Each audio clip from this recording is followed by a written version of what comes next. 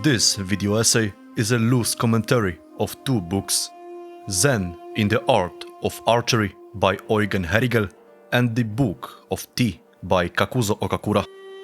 The first of these little books is unique of its kind as a direct and universally accessible introduction to the spirit of the fundamental disciplines and behavior of the civilization of the Far East, especially Japan. Herrigel is a German professor who was invited to teach philosophy in a Japanese university and decided to study the traditional spirit of the country in its most typical living forms. He took a special interest in acquiring an understanding of Zen Buddhism, and strange as it may seem, he was told that the best way to do so was to study the traditional practice of archery. Herrigel, therefore, untiringly studied that art for no less than 5 years, and the book describes how his progress therein and his gradual penetration into the essence of Zen proceeded side by side with archery, conditioning one another reciprocally, leading to a deep inner transformation of the author himself. The essence of Zen as a conception of the world is, as is known, its special interpretation of the state of nirvana, which, partly through the influence of Taoism, is understood in Japan not as a state of evanescent ascetic beatitude, but as something indwelling, an inner liberation, a state free from the fevers, the ordeals, the bonds of the ego, a state which may be preserved while engaged in all the activities and in all the forms of everyday life itself. Thanks to it, life as a whole acquires a different dimension. It is understood and lived in a different way. The absence of the ego, upon which, in conformity with the spirit of Buddhism, Zen insists so strongly, is not, however, akin to apathy or atony. It gives rise to a higher form of spontaneous action, of assurance, of freedom and serenity in action. This may be compared to a man who holds on convulsively to something and who, when he lets it go, acquires a higher serenity, a superior sense of freedom and assurance. After calling attention to all these points, the author notes the existence in the Far East of traditional arts that both arise from this freedom of Zen and offer the means for attaining it through the training required to practice them. Strange as it may seem, the Zen spirit dwells in the Far Eastern arts taught by the masters of painting, serving tea, arranging flowers, archery, wrestling, fencing, and so forth. All these arts have a ritual aspect. There are, moreover, ineffable aspects, thanks to which true mastery in any of these arts cannot be attained unless one has acquired inner enlightenment and transformation of ordinary self-consciousness, which makes mastery a kind of tangible sacrament. Thus, Herrigel tells us how in learning to draw the long bow, little by little, through the problems involved in this art, as it is still taught in Japan, he came to the knowledge and the inner understanding that is to be sought. He realized that archery was not a sport, but rather a kind of ritual, action, and initiation. To acquire a thorough knowledge of it, one had to arrive at the limitation of one's ego, overcome all tension, and achieve a superior spontaneity.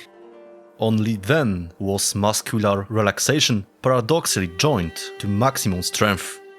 The archer, the bow, and the target became one whole.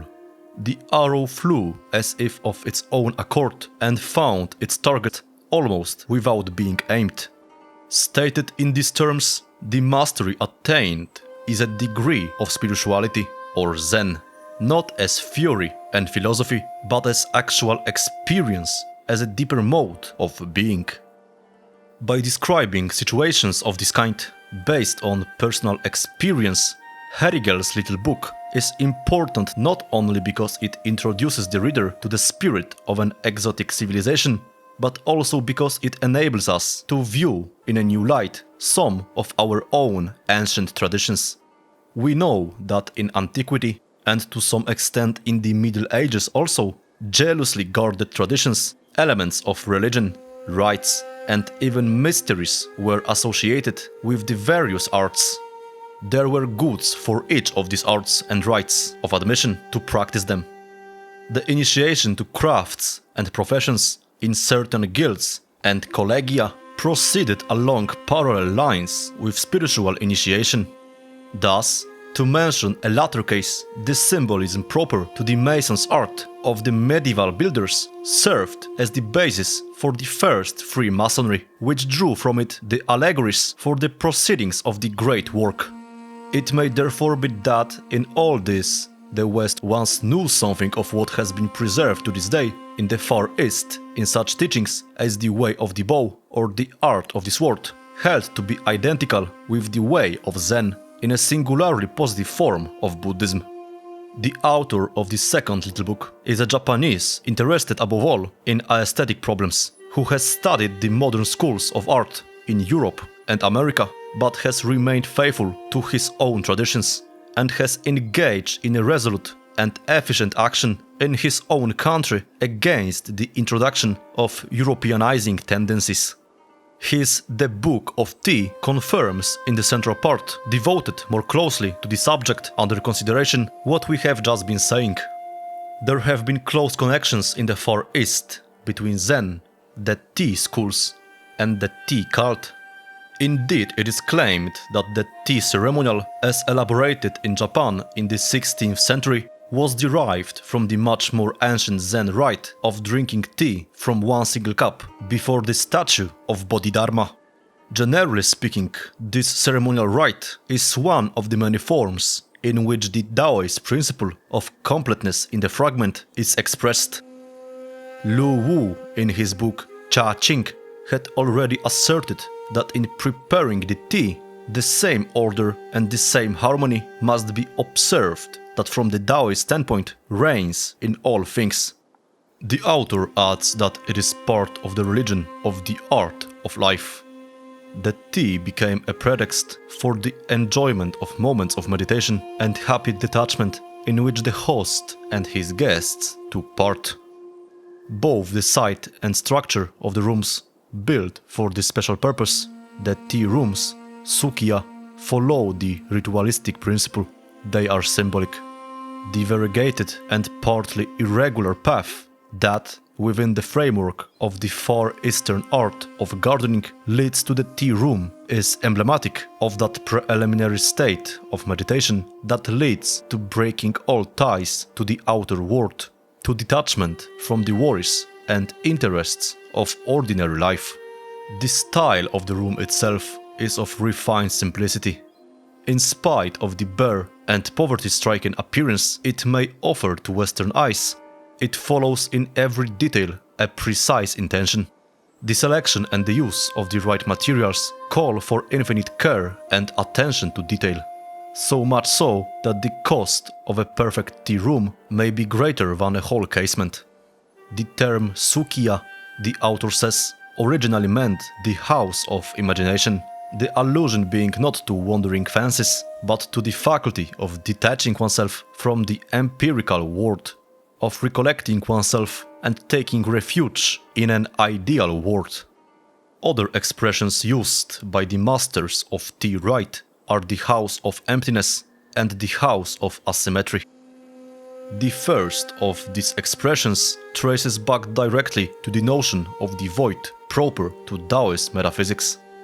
The expression house of asymmetry refers to the fact that some detail is always intentionally left unfinished, and care is taken to arrange things to give the impression of a lacuna. The reason for this is that the sense of completeness and harmony must not arise from something already fixed and repeatable, but must be suggested by an exterior incompleteness which impels one to conceive them inwardly by means of a mental act. The author deals also of the connections existing between the art of tea and that of selecting and arranging the flowers in the Sukya. Here again, in conformity with symbolism and a special sensibility. Often one single flower rightly selected and placed is the only ornament of the house of emptiness. Lastly, the author reminds us that a special philosophy of daily life is accessory to the tea ritual. So much so that in current Japanese parlance, a man lacking in sensibility to the tragic-comical sides of personal life is said to be lacking in tea, while those who give way to uncontrolled impulses and feelings are said to have too much tea. This brings one back to the ideal of balanced, subtle and calm superiority, which plays so large part in the general attitude of the men of the Far East. If we think of the wide use made of tea in the West and of the circumstances of this use in our social life, more especially among fashionable circles, it would be natural to draw comparisons which would show that even in this seemingly commonplace field, as on the plane of ideas, all things of the Orient are diminished when imported into the Western world.